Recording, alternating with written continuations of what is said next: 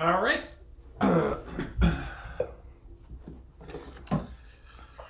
Today we are trying to take Go Go Go Mach 5 to a more playable state. The game, as it currently is a fun work in progress. But I would like to turn this into a real game, particularly because I think it's going to be pretty good when it is finished. So, to start with that, I'm just going to go over the rules. It's been about a week since I looked at it. I've done some, marinating on game design in the background, but I'm kind of going into it with fresh eyes, trying to see how I feel about things. Primary inspirations, wacky bullshit cars. Love it. How to play. Go, go, go, Mach 5. I'll just call it Mach 5 after that. Is a game where players are racers taking part in the big race. Here's what you need to play. 3 to 7 people, 1 race director, the GM, 2 to 6 racers, 4 4-sided dice, D4, at least 6 for the table. I think 6 is probably a good floor. A deck of playing cards with the face cards separated, which I have. A whiteboard or a digital equivalent for drawing the racetrack. Feels good. Here's a broad outline of how the game progresses. Pre-game, use the deck of cards to help you determine what kind of race it is. Work together collaboratively to create your ally. So that's something that definitely is going to need to be updated in the design document, because I was thinking about it. I like the idea of players having an ally, which is, the pit crew. It's the person who, the guy in the chair who they can radio. Someone who's not on the racetrack who is able to support them. I really like that idea. You want Trixie in the pit, or you want, any number of examples of those archetypes. That feels good to me. But my previous version of it was like every player creates an ally and every player creates their rival, and that was too much. Having 4 to 6 allies running around, like, that's just bumbling. And just a good rule of fiction: if you can take 4 or 5 characters who each have 1 trait and combine them into 1 character who has 5 traits, that's better. That's a more interesting character. It's less to remember. It gives them more depth. So 1 ally for the team makes sense to me. Create your racer and your machine. There's I was thinking about vocabulary, and it's like, do I want it to be a race car? Probably not. I don't want a car, because that's a little bit limiting. Like, what if they want it to be a hovercraft, or if they want it to be a airplane?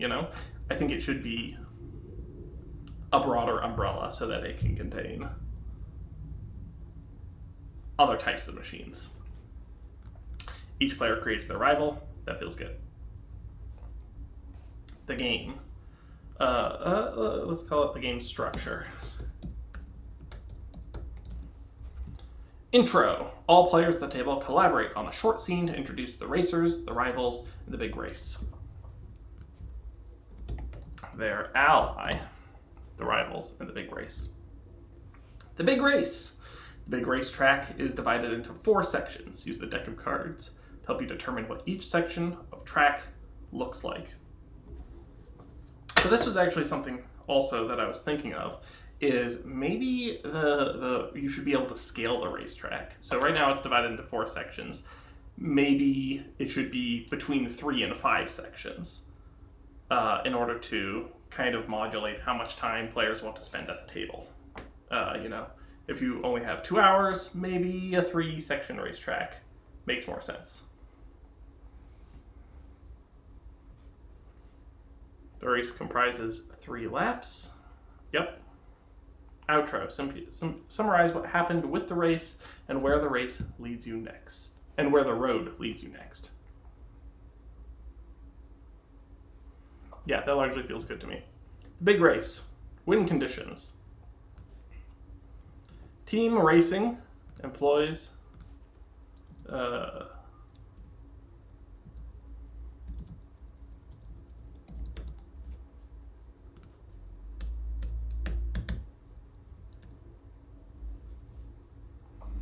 Team racing employs the low points scoring system. The car finishing first scores 1 point, second scores 2 points, and so on. Points scored by the... First of all, language. This was copied from a Wikipedia page, so that's why. Machine. We're going to call them machines. That is possible to change.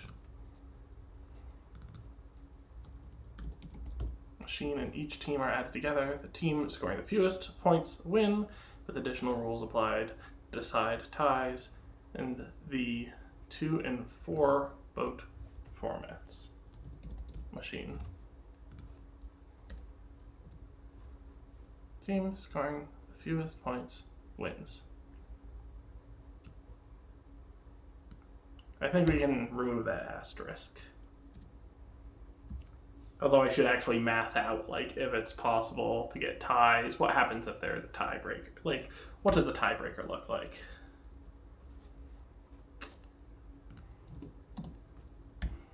A penalty is applied if you destroy another vehicle. The goal is to disrupt and disable, not to eliminate, or at least to make it look like an accident.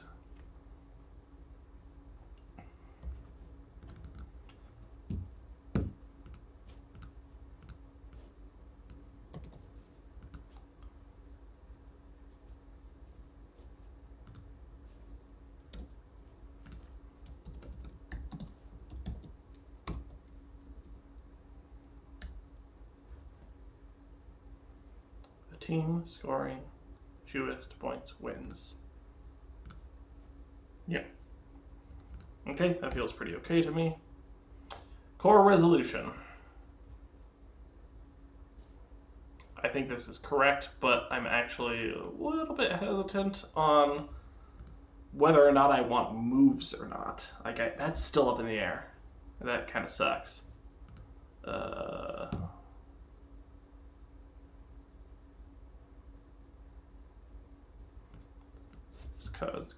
Make these bullet points.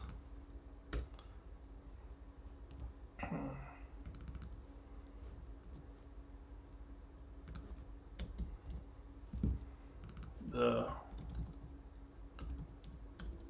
racers and the rival team have are equal number.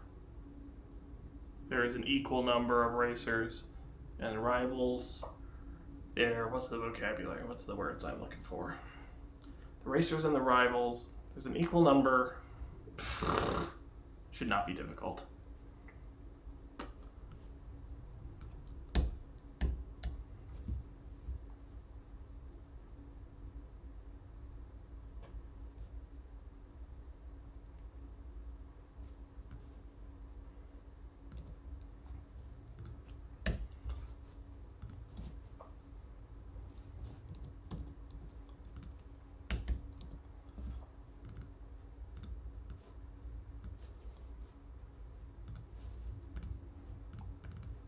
The big race track.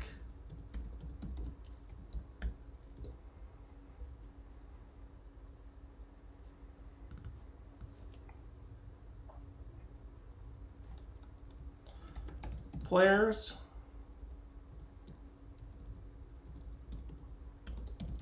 collaboratively draw the big race track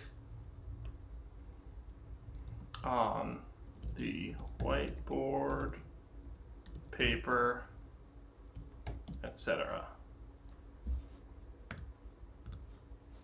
As the game progresses, players collaboratively draw the racetrack.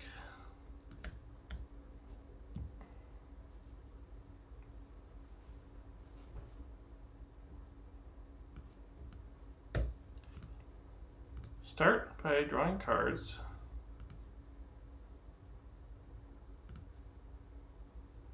Determine the theme of the race. Section X. We want to make that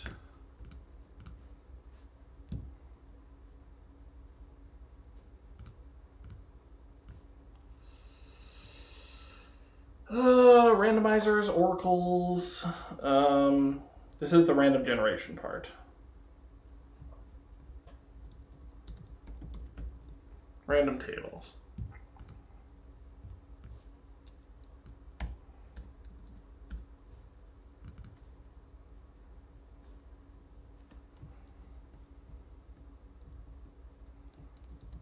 Race theme.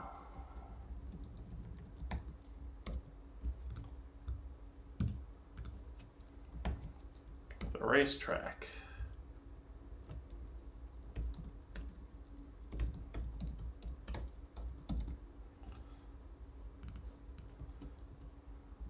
Flip a card when you reveal a new section of the track. Complications. Each player picks one at the start of the race. Before the race starts.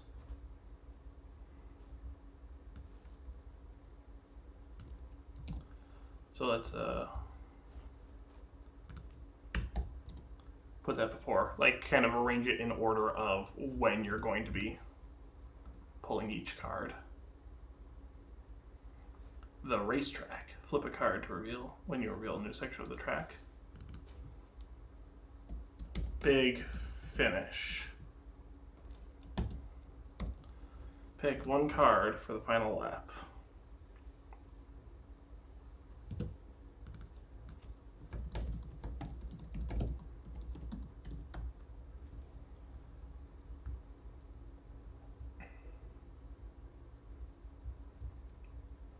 Okay, let's move this section to the end of the document.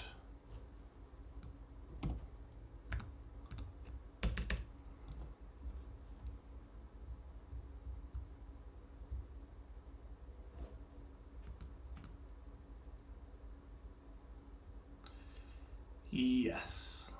Okay. Core resolution. The pack. The pack is the fundamental unit of racing. Cars are fast and drivers are talented, which means that they spend most of the race clustered together, trying to make minor adjustments to gain an edge. Position within the pack shifts quickly. Moving in the pack. And you're okay, so this was actually something that I was thinking of was before I had 5 positions in the pack. And now I'm thinking that that should be expanded to 10 positions. So, or rather, those 5 positions each have like a front and a back.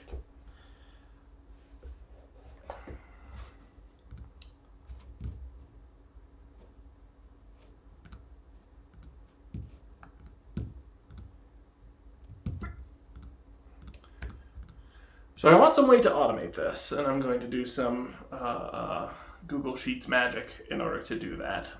But the idea is that, let's say I am here.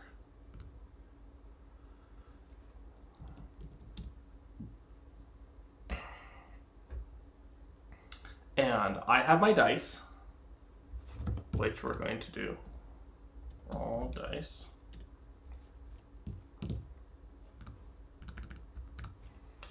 Okay, so I've got 4 dice, and I want to just pedal to the metal, try to get ahead in the pack.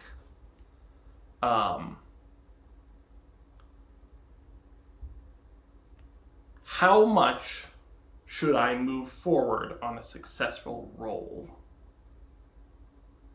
And I think that moving 1 makes sense if it's 5, and moving 2 makes sense if it's 10.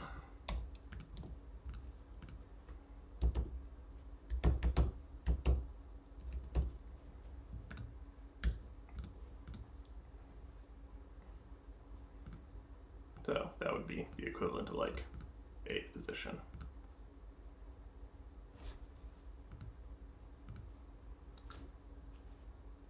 How much should you be able to push yourself? How much should you be able to spend in order to get ahead? Is kind of the crux of the question.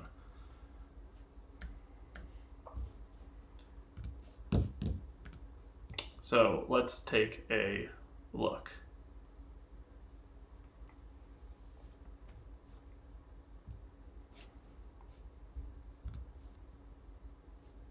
Do you like that? Ugh. Yeah, there's just a lot to go over. Even in a simple, one-shot game like this.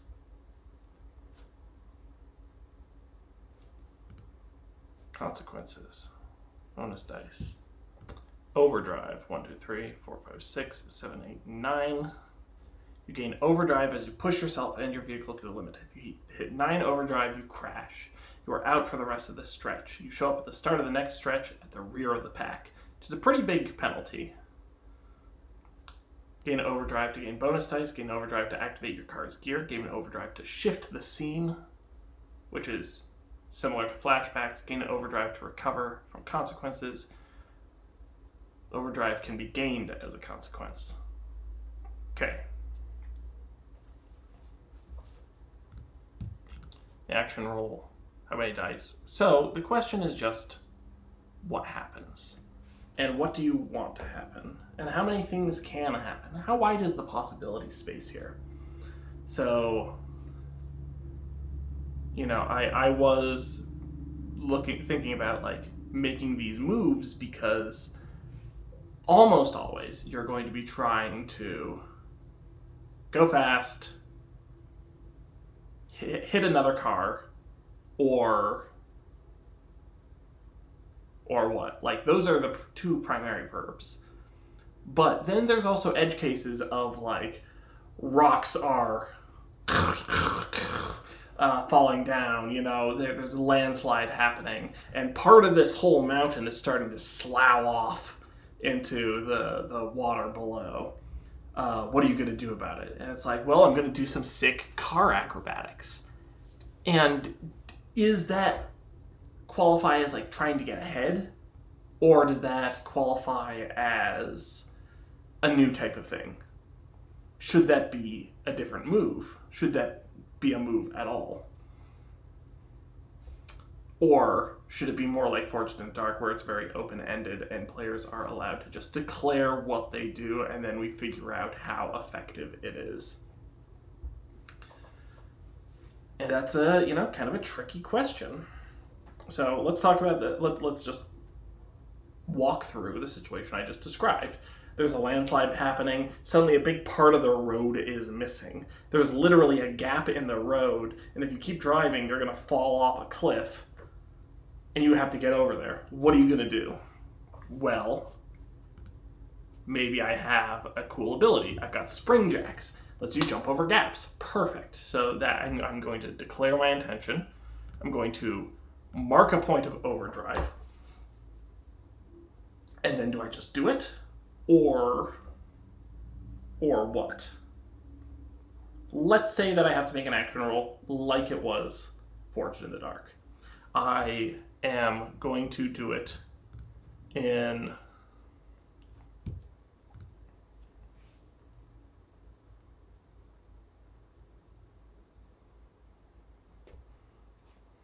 So I had this gear thing where it's like you can do it high gear, which is high risk, high reward, mid gear, low gear. But right now I'm only laying out visually, just like me reading the rules. Hey, little guy, hoping to pop in and lurk while kicking an essay. Go do it. Work on that essay. Thank you for joining me. Yeah. This is a thinking out loud stream. This is what I do. So, reading this, I don't see the benefit to taking high gear, is the point that I'm making. High gear looks like I get fewer dice and worse consequences, so why would I ever take it? And the answer is that this is me trying to combine position and effect. So a streamlined version of that, where you you're in a worse position with greater effect and fewer dice. So that's like trying to combine that.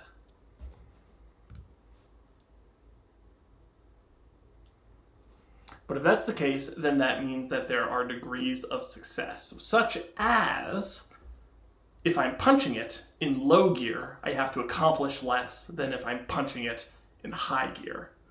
That's what the whole point is, that I'm taking on higher risk for higher reward. Which is why the racetrack, if we assign those numbers, 1, 2, and 3, low gear being you advance 1 position, medium gear being you advance 2 positions, and high gear being you advance 3 positions, then only 5 positions on the racetrack is a very low number. If we expand that to 10 positions, then that's pretty good.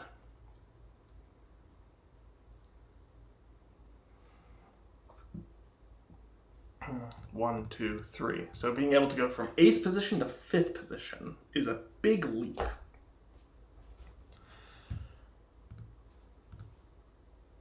But let's say that I don't want to do that. I don't want to just punch it and try to get ahead. The mountain's crumbling. What I want to do is I want to get over this gap. Now if I go push it into high gear, maybe I can get over the gap and advance in the race. Mid gear, I just get over the gap. Low gear, what does that mean? So we need at least 3 degrees of success for anything you're doing if this is the system that I go with. And I don't feel crazy about that. I kind of wish it was simpler. But I'm so stuck in this Forge to the Dark mindset that maybe that's the problem. Is maybe I just need to loosen up. Which is why I was thinking about, like, maybe Powered by the Apocalypse moves are a better angle. But Caltrop Core does have these varying degrees of success. And that's part of the point of it. So I feel like in the spirit of the game jam, I do kind of need to keep these degrees of success.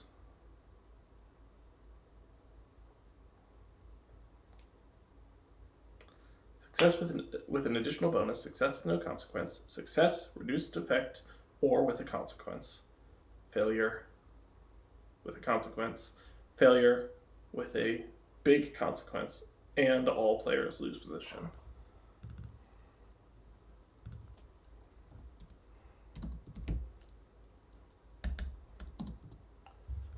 And all players lose position. Okay, so let's say there's a gap.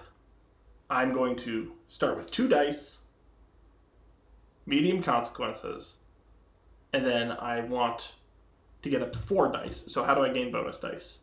I could spend 2 more overdrive. I'm already spending 1 in order to activate my spring jacks. Rivalry. Let's say my rival is in the scene. I'm going to gain a 3rd dice from that. Stunt. If I roll lower than a 4, I crash. No thank you. Acting for the rear of the pack. So I'm going to mark a 2nd point of overdrive, and I'm racing against my rival. We're in the same position. So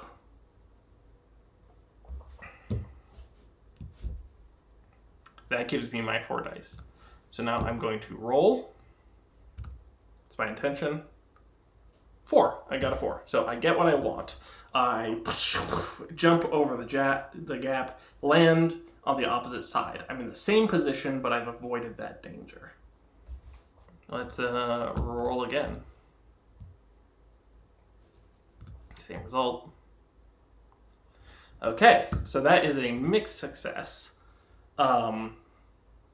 Success with reduced effect or with consequence. So that could shift me to low gear.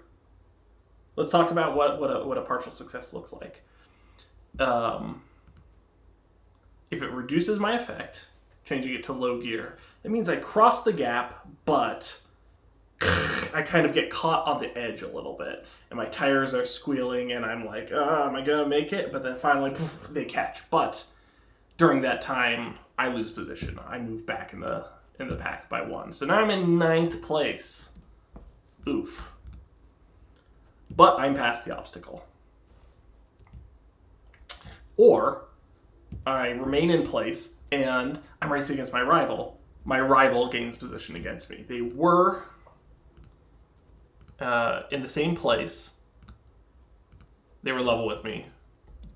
But now they advance. They move up. Okay. I'm in the 8th place. It's the final lap. I've got to get ahead. So after doing that, after avoiding that danger, I'm going to punch it. I need to get ahead. So I'm going to start in high gear. I'm racing against my rival. So I get an extra dice. So I have 2 dice. And I'm going to declare another ability that I have, which is the grappling hook. Because I can choose it at any time during the lap. Let's, whatever. And so I'm going to activate overdrive again in order to activate my grappling hook. And what I'm going to do is I'm going to shoot that hook at my rival's car, and then I'm going to slingshot myself and literally launch myself up and over him and advance in the race that way. So I've only got 2. So now we're running into a problem. This is why we talk out loud.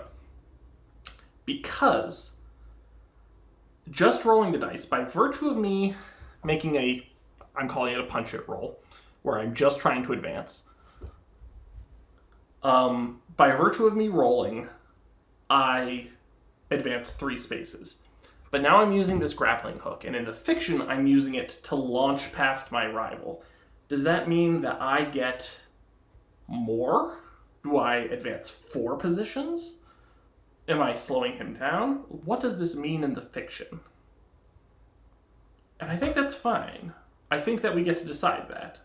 I think it does mean that I just I get a boost. I get more than what I want. Or I get something in addition to what I want. So,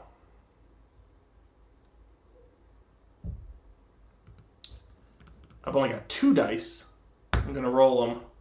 Hope for the best. 4. Okay. So, that means I hook onto him, slingshot over him. He's looking up above me as, the car in slow motion just travels over the canopy, the wheels spinning in slow motion. It's glorious.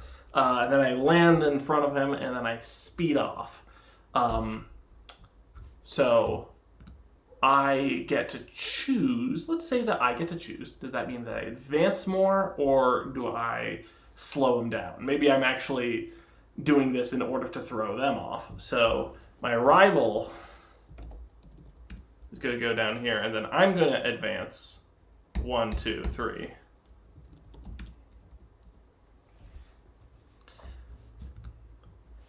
Cool. Pretty good.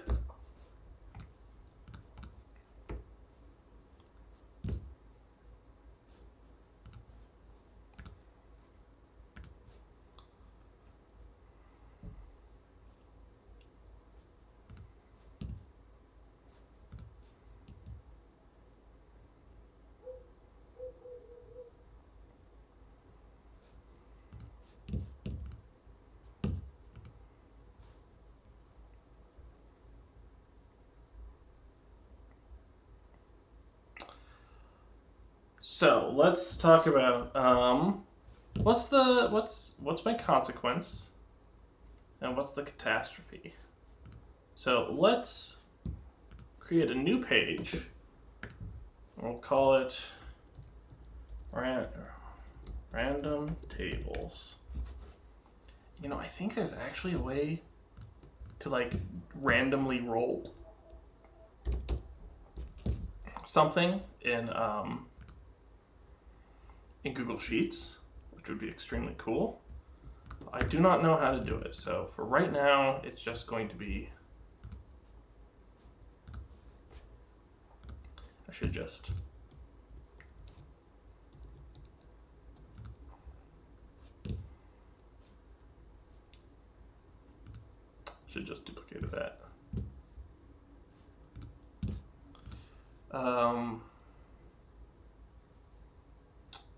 Freeze. Up to row 9. Freeze. Up to row 3. That's how you do it. Okay, cool. I didn't know I could freeze more than 2 rows. Learn something new. Very good, very good. Freezing means that when you scroll, the header stays there. So that's fun. Okay, so let's just delete. Okay, now we've got a blank slate. So let us transcribe those random tables.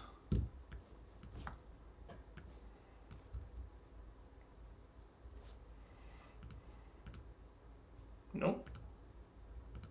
There we go.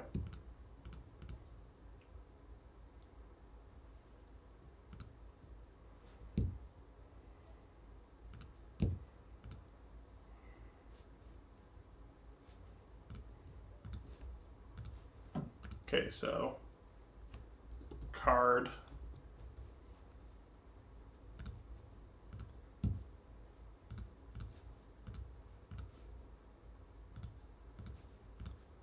And then result.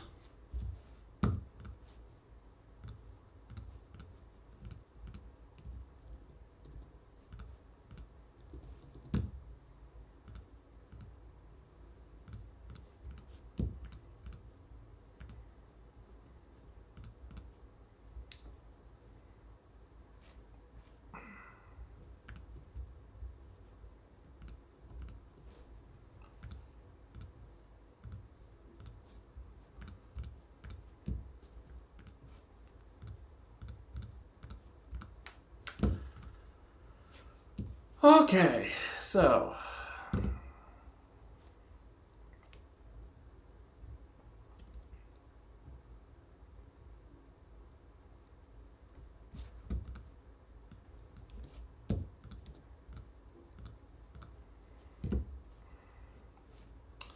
I don't like these icons, but I don't have a better solution at the moment, so.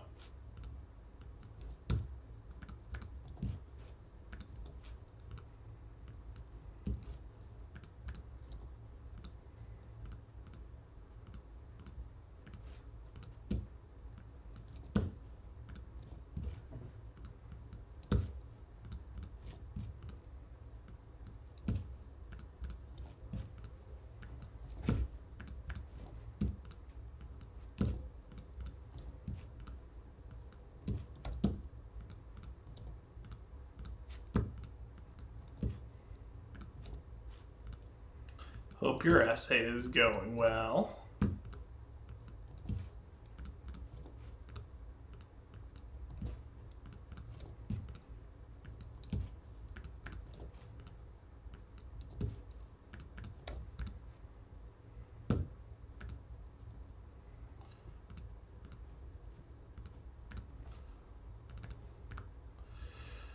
Okay.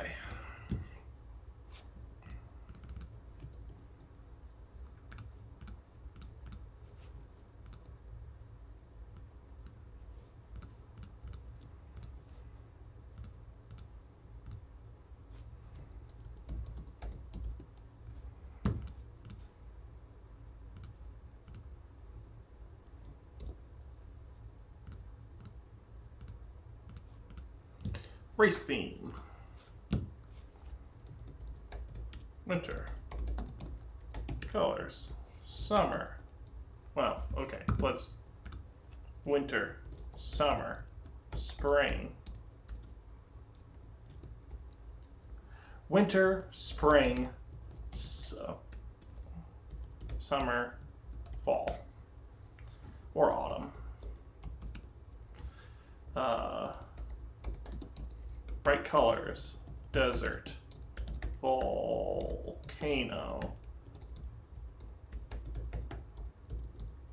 subterranean, underwater, haunted, swamp, outer space, clips, baked goods, It's a good one. Actually, let's put dessert and desert next to each other, just because that's funny.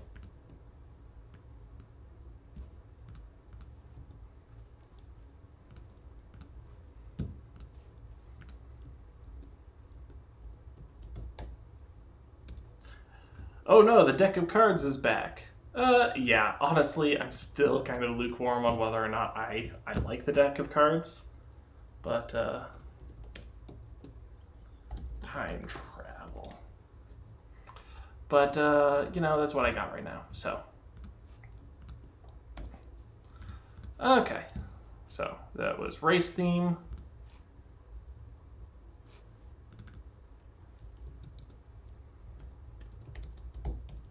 Complications.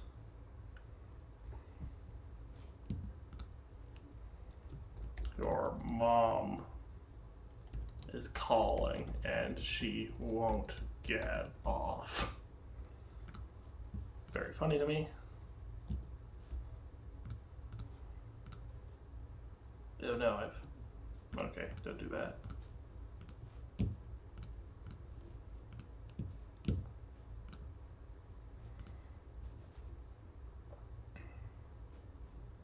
Okay, need more space.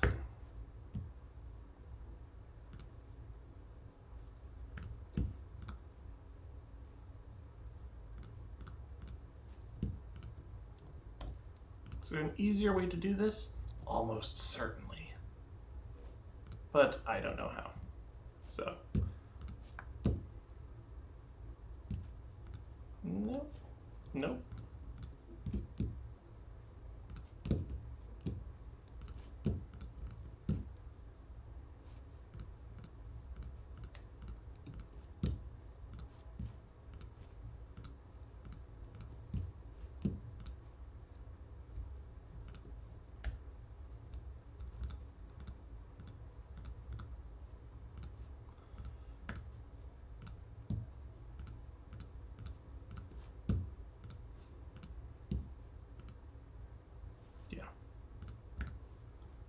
Delete column.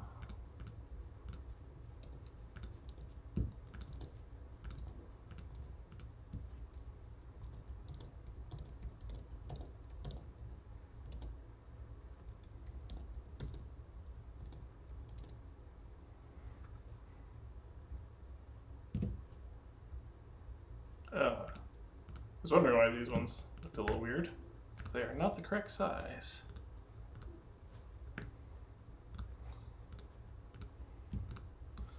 Okay. Back to it. Okay.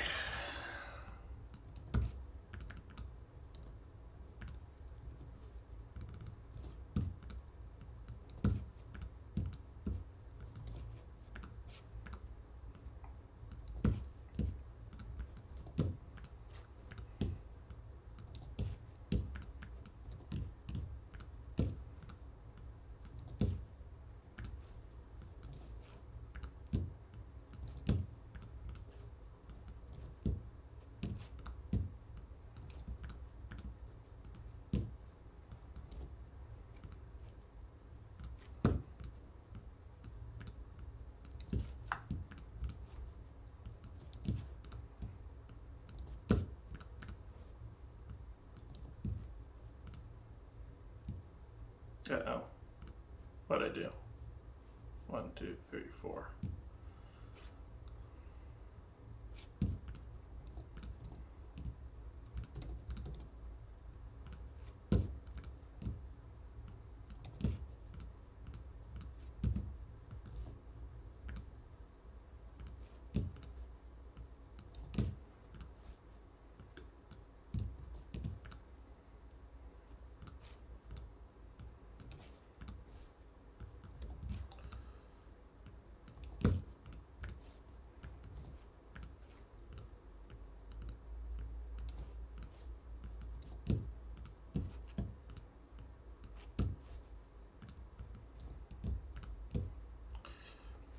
Okay.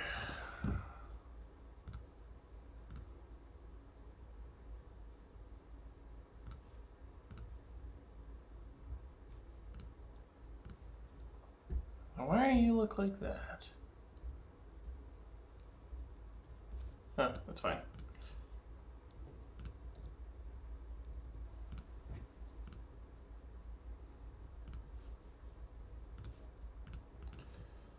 Oi.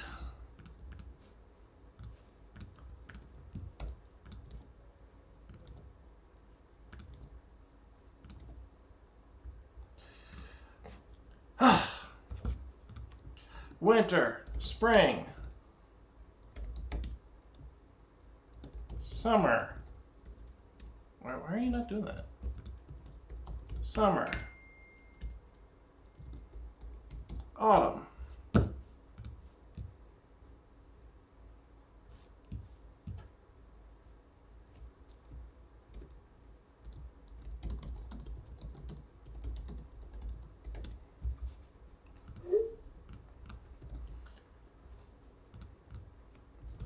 Desert.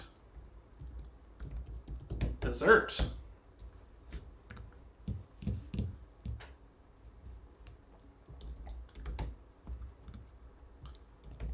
Bright colors. Volcano. Subterranean.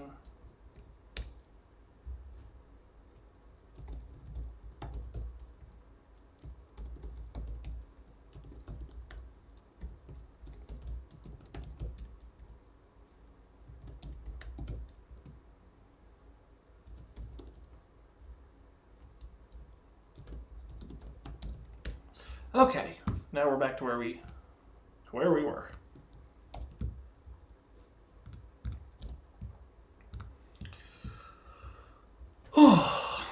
Complications.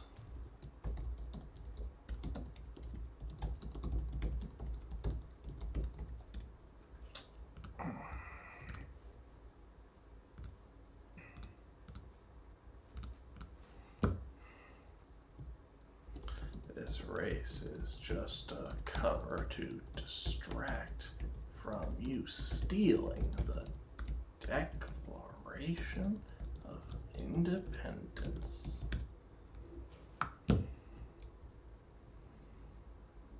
The whole team gets Freaky Friday. Switch bodies. That doesn't make sense anymore to me. That used to make sense. So we're going to skip that.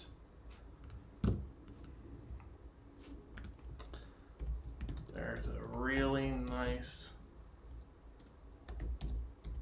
picnic lunch. How do you spell picnic? That you were invited to. Oh, look. There it is.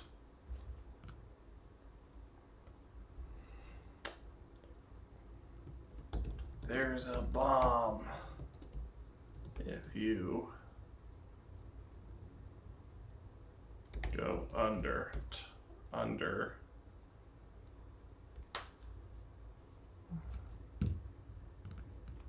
If your car ever slows down, you will explode. Now, I worry about that mechanically, because if that means that, like, oh, I'm never allowed to do anything other than top speed, does that also mean I'm not allowed to crash? But I think it's fun, so let's just keep it. Your parents have joined the race. Again, mechanical complications. Does this mean that there are now more racers in it? And I think the answer is yes. A player's car is hijacked. That feels like a very early idea. There's an unwelcome... No, I've already got a stowaway. Your car has been hacked. Sure, we'll go with that. Oh no, there's a parade going through the middle of the racetrack. kind of doesn't feel like it's a personal problem, which I think I do want these to be. Like,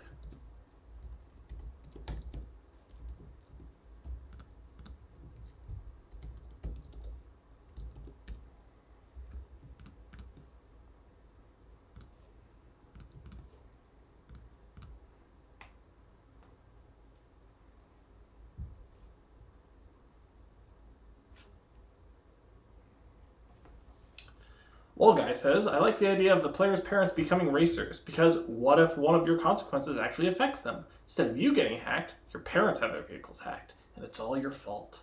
It's a really good point. Being able to have those consequences affect someone else is interesting. That is, keep that in the back of my mind. I wonder if there's a more concrete way to mechanicalize that idea.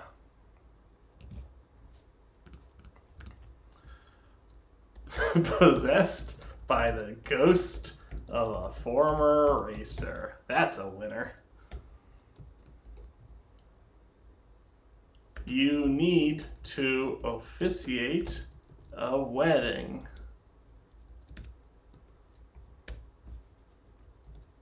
Right now. Surprise! It's also the Battle of the Bands. Wait, did you leave your oven on?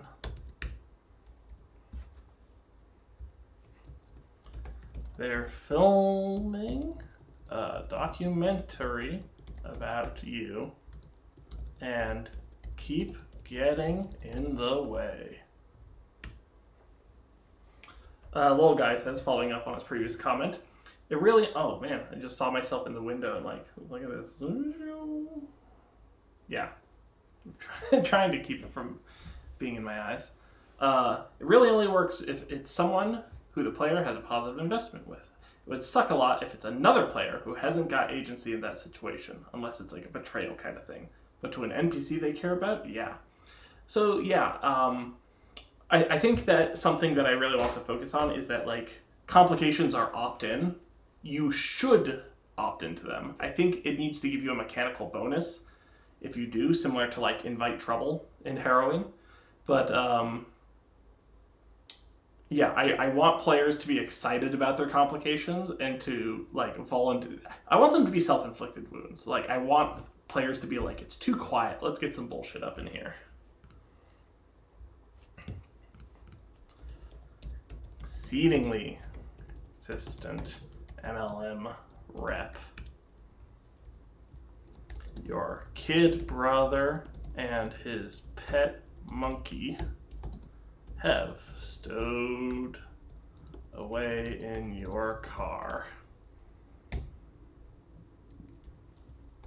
Your girlfriend, no, that is presuming your significant other calls and tells you that this just isn't working out.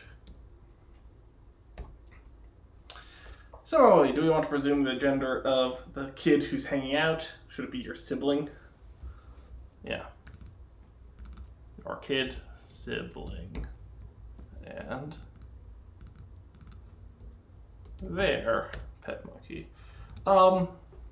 Yeah, why take that choice away from them?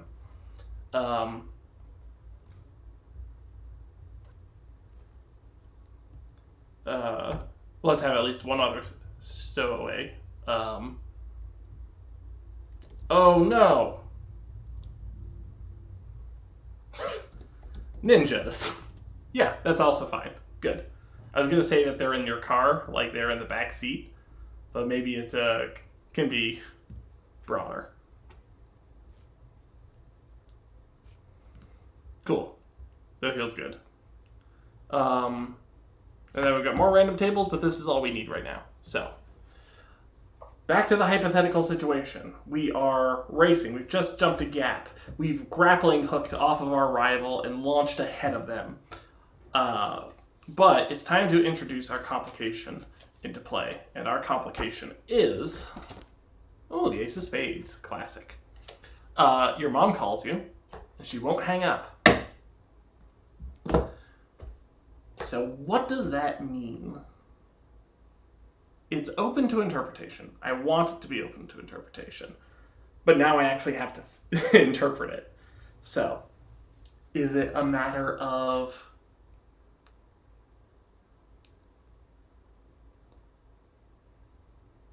Maybe it's just roleplay. Maybe it just kind of doesn't matter. Maybe it's just in the fiction, you know? It's a big Skype thing in the middle of the screen that's blocking your view. I don't know what that means. It's a big Skype thing in the middle of your screen. Maybe he's talking about a potential complication. For your mom calls. Yeah, okay. Yeah, it's a video call. Your mom is video calling you, and she won't hang up.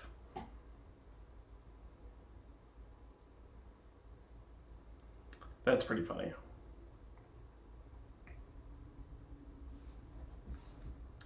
I think this is actually a complicated one. Let's pick another one and loop back around to it. And remember, I have access to this from the beginning of the race. I know what my complication is.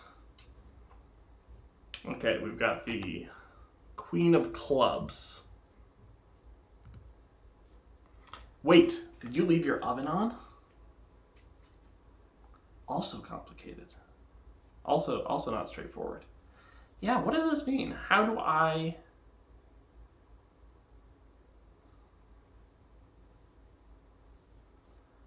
I think what this is that the player has to willingly take a penalty in order to gain a bonus of some kind. So maybe they can, reduce their overdrive by invoking their complication. Or maybe invoking complication always requires an action roll.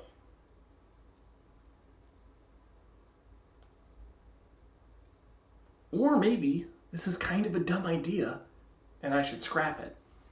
But I do like the idea.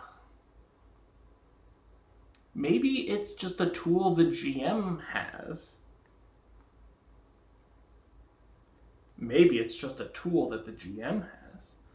Maybe the players pick their card, and then the GM writes them all down. So let's create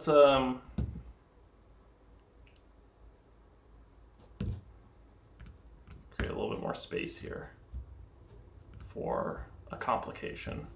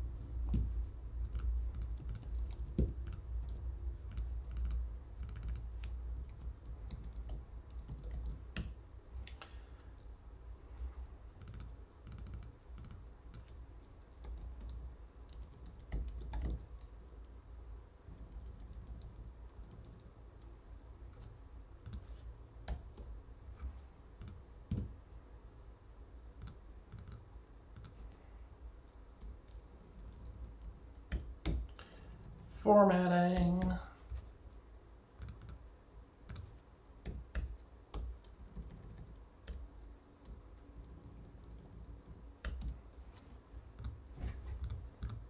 Okay, so my complication is...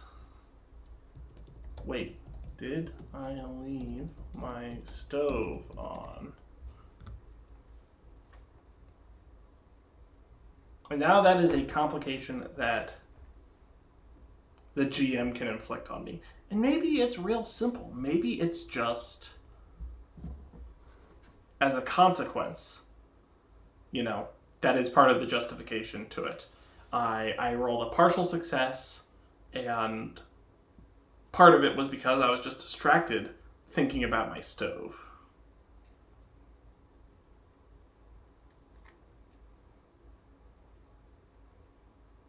Part of it was because I had a partial success and I didn't get as far as I wanted because my mom was calling me and she told me that my brother's gotten engaged, which I didn't know about. This is news to me, but she's acting like I should know it, and that causes me to miss a turn or something.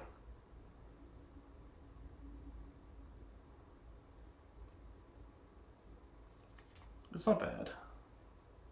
I think complication should be front and center.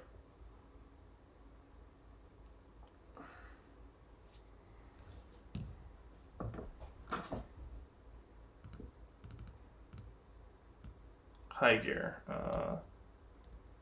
Starting dice pool.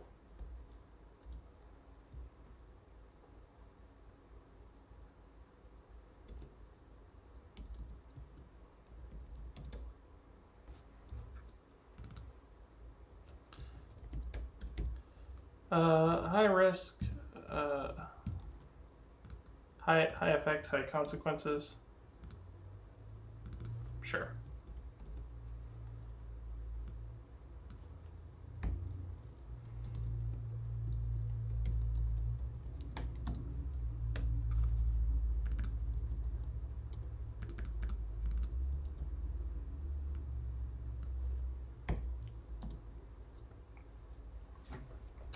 If you got the race theme time travel and complications, did you leave the oven on? Imagine the race traveling back in time to your house on fire 30 minutes ago. Do you shift away from the pack to change the future in the past? Or not risk causing a paradox? That is so totally the energy that I am going for. Like, yes, I would love for that to be a problem that comes up in this game.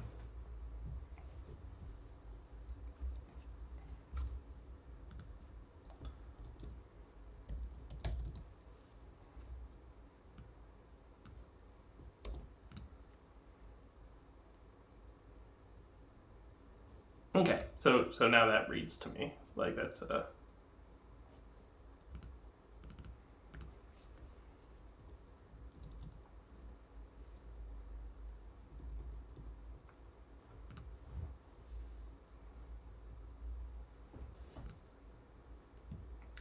bonus dice. Punch it.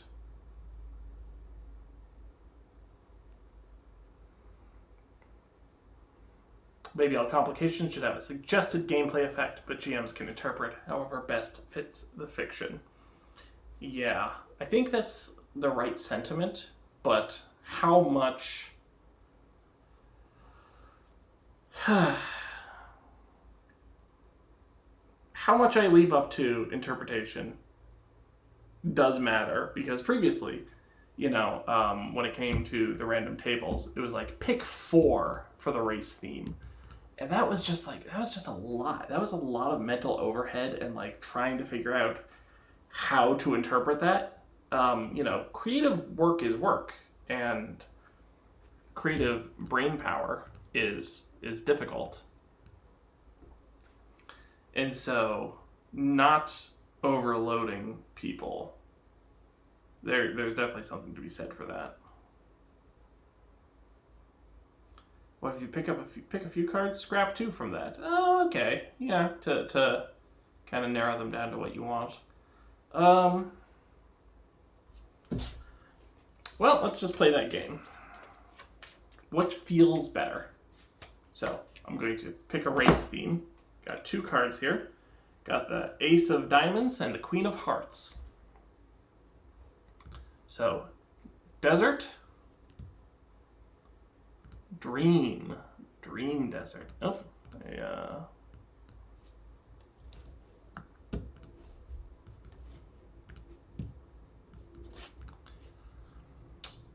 Dream Desert is interesting, which to me says that this is an inception race. You know, we are going into someone's mind, or there's a layer of unreality to it.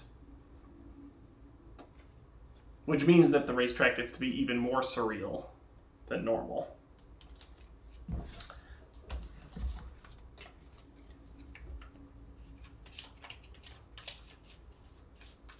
Or maybe it's just dreamlike, you know? Maybe it doesn't have to literally be in a dream, literally be in a mindscape.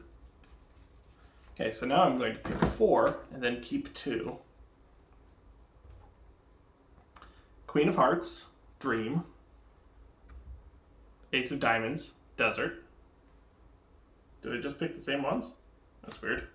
Okay, let's remove those 2. I got 3 kings and an ace. So,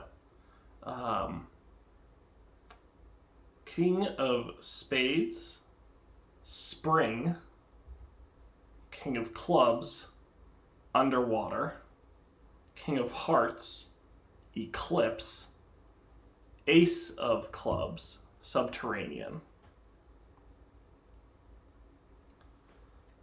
And so now, if I had drawn Subterranean Eclipse, you know, yeah, would that be pointless? Would that be a bad combination?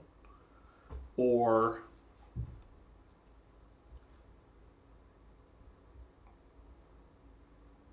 I'm feeling like giving people the option to mulligan if they're really not feeling it is better,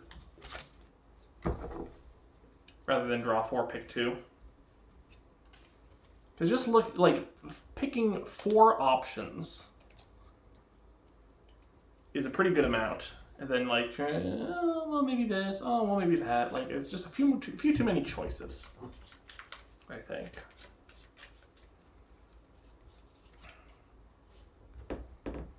Okay, let's pick it for real.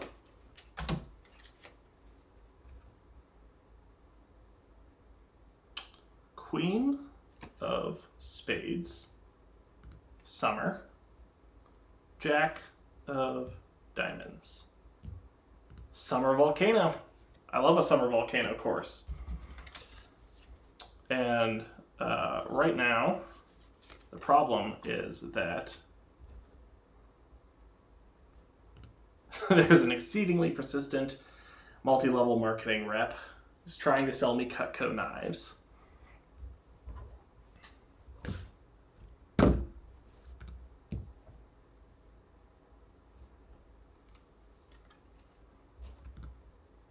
But we're in the final lap. Jack of Spades. There is a Maelstrom, which the idea of a volcano maelstrom is pretty metal. That's pretty badass. So we're going to interpret that as like the caldera of the volcano is just widening and widening, lava spiraling around. That's kind of cool.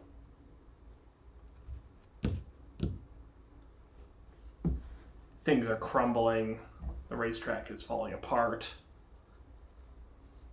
Got to get to the finish line. It's the 3rd lap. The volcano is the center of the island, obviously. And it's just like this, not entirely unlike a battle royale of just like, you know, the death zone is expanding as we are racing across the finish.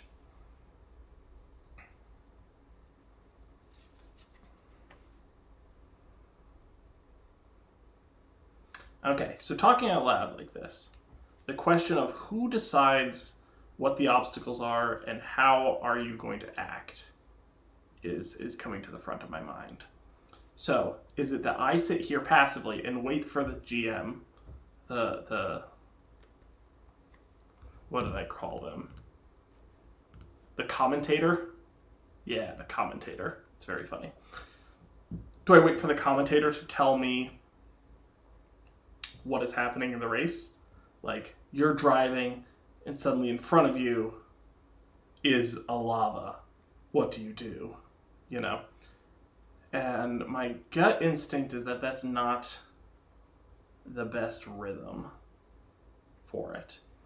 My gut instinct is that I want players to tell me what they want to do and then do it. You know, there's a brief moment here where I was like, could this be a GM-less game? And I kind of feel like that's still a good idea. Maybe there is value to just kind of automating this. The problem is that I haven't read that many GM-less games. Like, I need to read, like, Belonging Outside Belonging and those kind of games in order to better understand the rhythms that they have for what GM-less play looks like. Are the players creating the circumstance? Are the players creating the obstacles?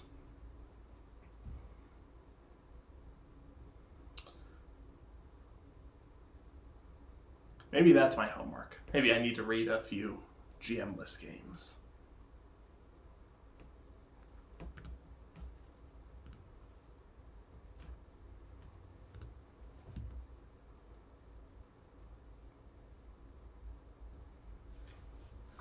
Okay, I think the core mechanics are making sense to me, which is an improvement from when we started.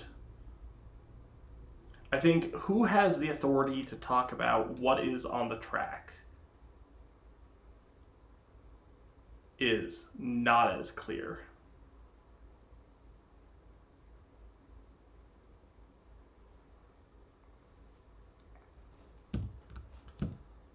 Gonna roll my 2 dice again. Oh no! High of 2? That's bad. That is a failure with a consequence, which means that there's lava in front of me, and I'm trying to jump over it, but my back tire hits it, and then what? Does the tire pop? The tire's not allowed to pop. I need a way to recover from that, because that would take me out of the game. No, well, it wouldn't take me out of the game. It might cause me to crash, which would cause me to come appear at the rear of the pack.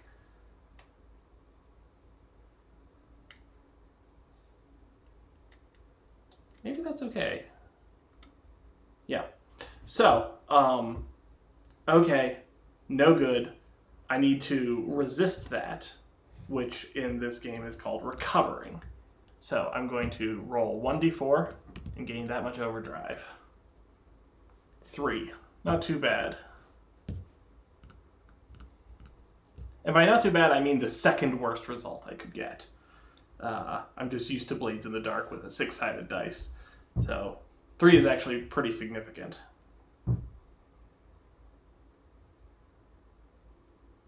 Let's say that I'm right here, though, and I've only got 3 left.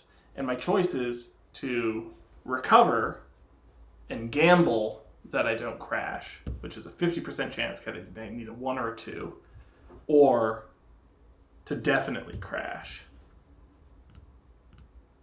That's not tons of fun. 1. Awesome. Still in the game. So that feels pretty okay. Yeah. I originally had only 5 points of overdrive. That was way too low. 9 feels much more manageable.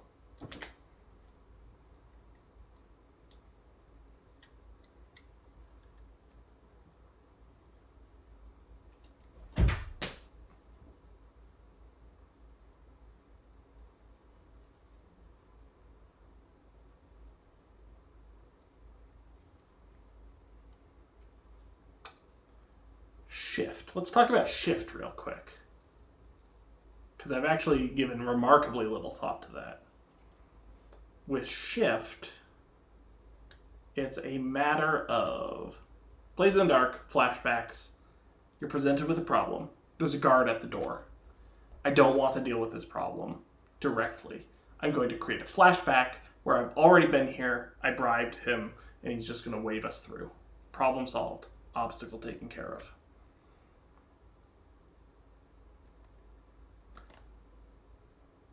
I'm racing. There's lava.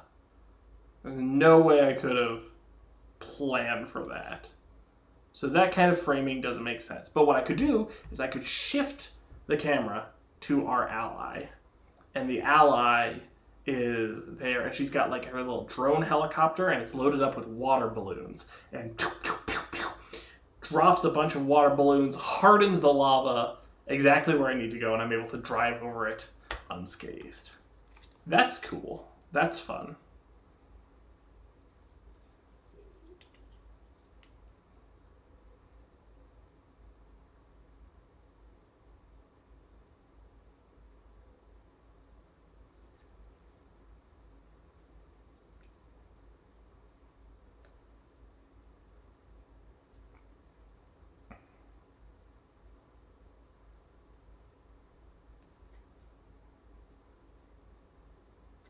Yeah, that feels pretty good.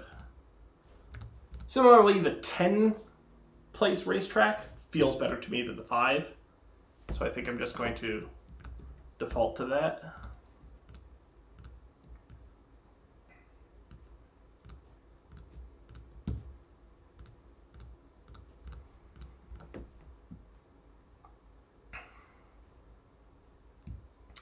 But the first 2 places are the head. The last 2 places are the rear.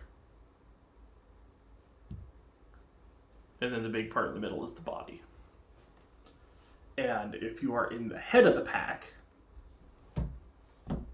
on top of whatever you're doing, you also need to make an action roll to maintain position. And if you're at the rear of the pack, you get a bonus +1 dice to anything you're doing.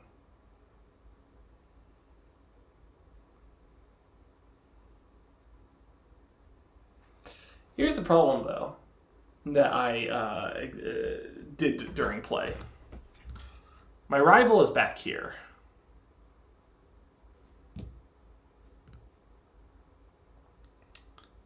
If they only advance when I get a consequence, and they only sometimes advance, are they not moving enough?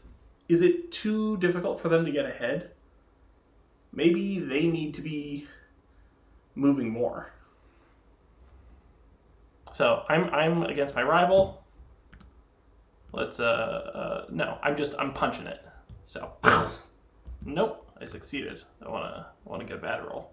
Oh, that's a bad roll. Okay, so I was at 5th place. I do a punch it roll. And with 1, failure with a consequence, and all players lose position. I had 3 dice, so let's say that I was in mid-gear and I had a bonus.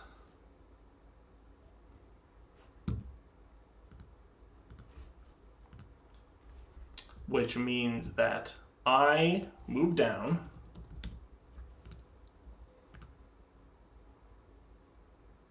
Because all players move down. And then my rival advances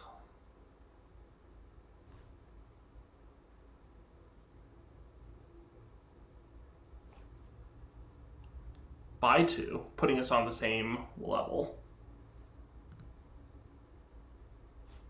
Okay, let's puzzle out what happens. I fail, so I don't advance. There's a consequence. The consequence is that your complication strikes. Okay. My complication being the multi-level marketing. So as I'm trying to take the turn, suddenly, blink, blink, blink, blink, pop-ups appear all across my screen telling me about how great Cutco knives are. Trying to adjust to get away from that sun. This happens at just the worst time. I hit something, I spin out, and then that causes a cascading failure with my team, where they are distracted by my cry of panic. They all slow down.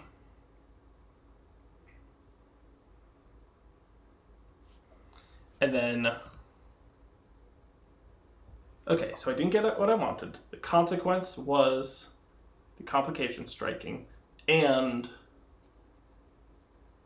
everyone lost position. Which does mean that, like, my rival, I don't think, like, that's a worst case scenario. And everyone lost a place, and my complication is going to make it more difficult to act. But still not that bad. Like, my rival didn't suddenly zoom ahead of me because the consequence was the multi-level marketing. So I think positions need to change faster. They need to change more.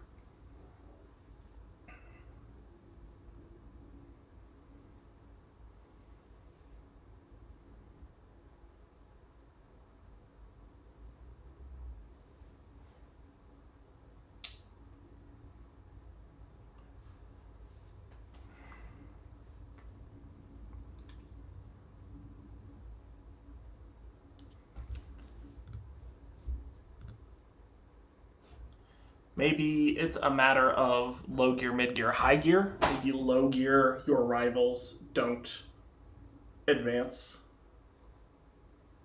But on high gear, in addition to whatever consequence, like it's a consequence and the other team moves more. I'm having a hard time seeing how I lose, is kind of the thing.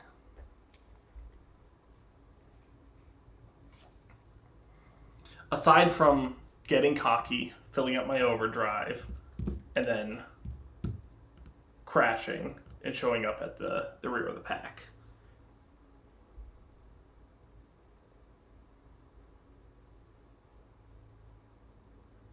I also think you get a bonus dice if they are adjacent to you. So if they're one ahead, one behind, or at the same level as you, then you should get that bonus dice.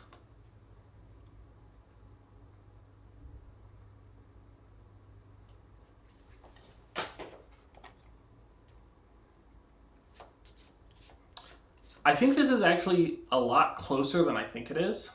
I think that playtesting is going to answer a lot of these questions. And I also think that's where I'm going to end it. We're running a little bit long, hour and 20 minutes on this stream. But, yeah, some good thinking out loud happening here.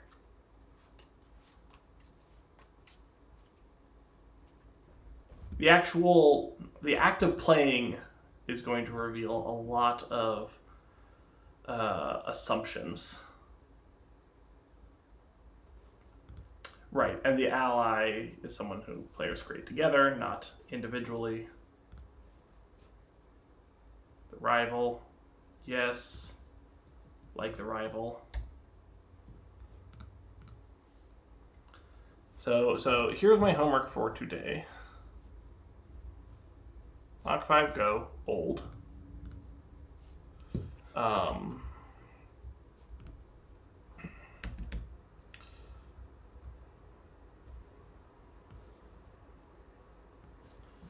Read GM-less games.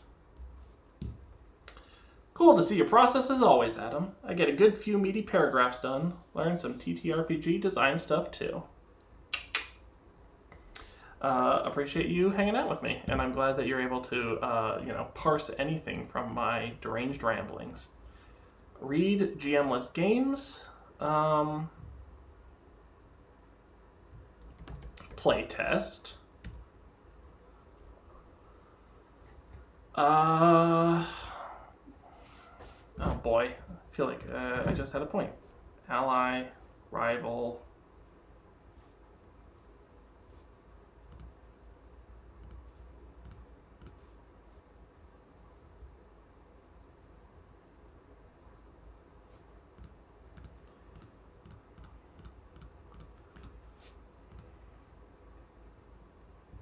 Your rival pulls some bullshit is a really good consequence.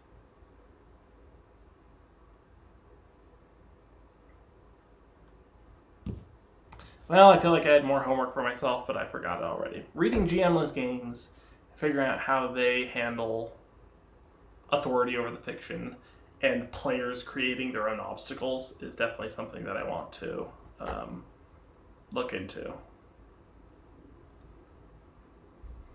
Yeah. Cool. So, yeah, I think that's it for today. Thank you again for hanging out, and until next time. I want to do this, like, on a consistent schedule, but, you know, I'm not good at that. So, see you when I see you.